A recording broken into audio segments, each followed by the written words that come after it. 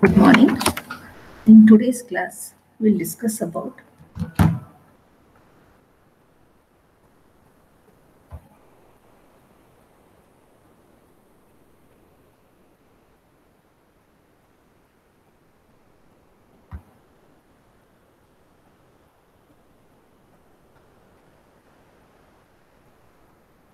the errors that can happen while sampling. In the previous class, we discussed about different steps involved in sample design and how to select the type of universe or the population, then how to divide it into sampling units, source list, and what should be the ideal size of a sample, and what parameters are of interest to our particular research, the budgetary constraints, and what should be the procedure to collect the data or samples. Now, after taking all these steps, what are the possible sources of errors in sampling? So, the sampling errors basically happen. One example we have already considered. Suppose you are taking one example I would like to give here.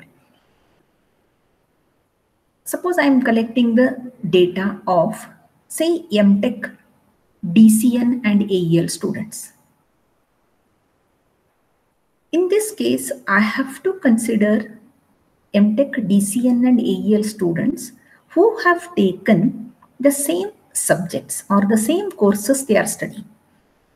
If I consider the students belonging to the same branch from or who have opted for different courses and ask the questions regarding these courses, under such cases, this samples or the samples which we have collected or the number of samples or the sample size we have considered, it may not be appropriate because our questionnaire will be for the people who have taken the same courses.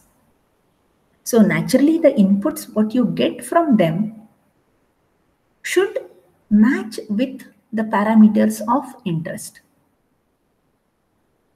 So under such cases, if I consider in general MTech, DCN and AEL students, under such cases, the samples which are taken may not give true population parameters, or I may not be considering true population parameters. So under such cases, errors can happen. And as these errors happen randomly, they are likely to be on either side of your interest. They can be either on the negative side, to negative side, or to positive side. So their nature happens to be of compensatory type, and the expected value of such errors happen to be equal to 0. If you simply sum them up, the result may be 0. So they can lie either on the left side of your ideal requirement or on the right side of your ideal requirement. As a result, when you sum them up, because they are random in nature, so 2-3 people may give negative, 2-3 people may give positive. So overall, when you add them up, maybe 0. So sampling error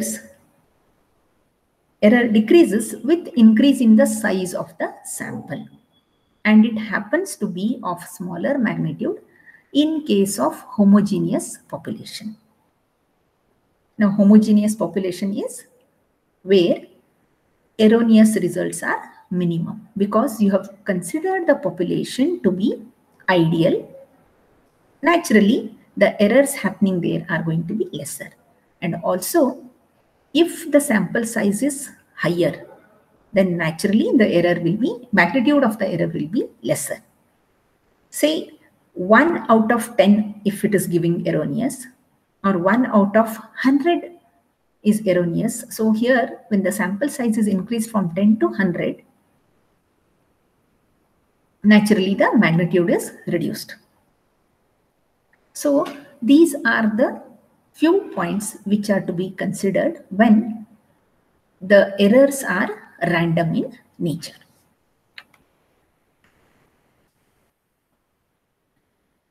So to minimize such errors, what is done is some sample designs are devised. So what are the different types of sampling designs to minimize the errors?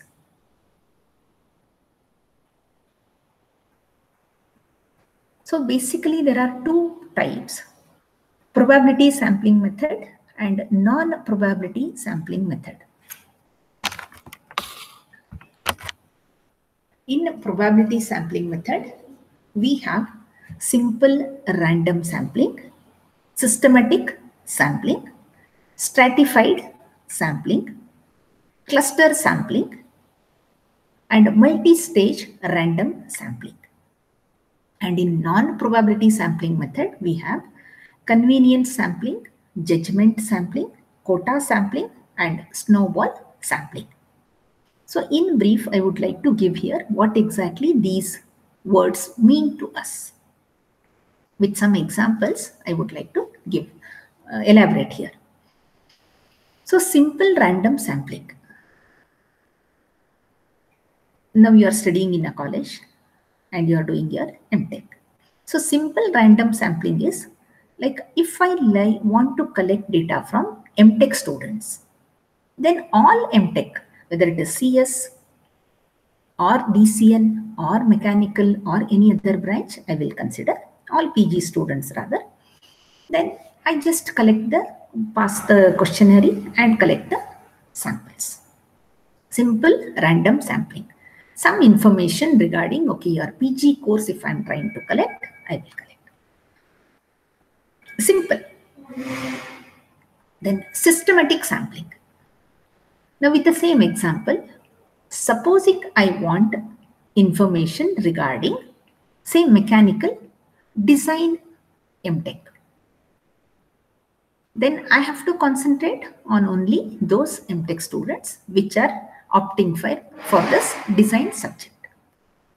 So systematically, I categorize not all PG, only these where the probability of sampling error is minimum. I will concentrate on only those students. So systematically, I plan such that I get good samples. The quality of samples is good and the error also can be minimized even if the sample unit or the sample size is less. All my parameter list can be covered with those samples. So this is systematic sampling. Now the third one is stratified sampling, is grouping. Groups you consider and then take the samples. Similarly, the cluster sampling is similar to this. Here in the strata wise, the sampling is done. In the cluster, different style of grouping is done. So layer wise, like MTech first DCN, MTech second DCN, like that it is considered. And here in cluster sampling, similar kind of questionnaire where all it can be put. So small clusters of such students are made so that your sample quality is good. So that is cluster sampling. The last one is multi-stage random sampling. Multi-stage in the sense it is not carried out in one go. Different stages, say in MTech first semester, what is your feedback? MTech second semester, what is your feedback? Like that, in different stages, the samples are taken. So this is multi-stage, and this can spread over a interval of time. And again, other parameters like your budgetary and the time constraints have to be properly managed in this.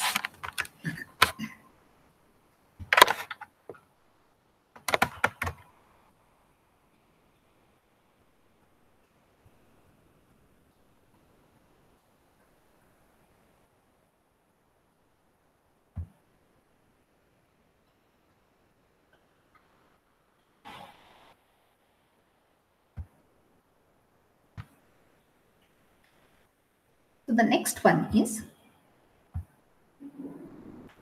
non-probability sampling method.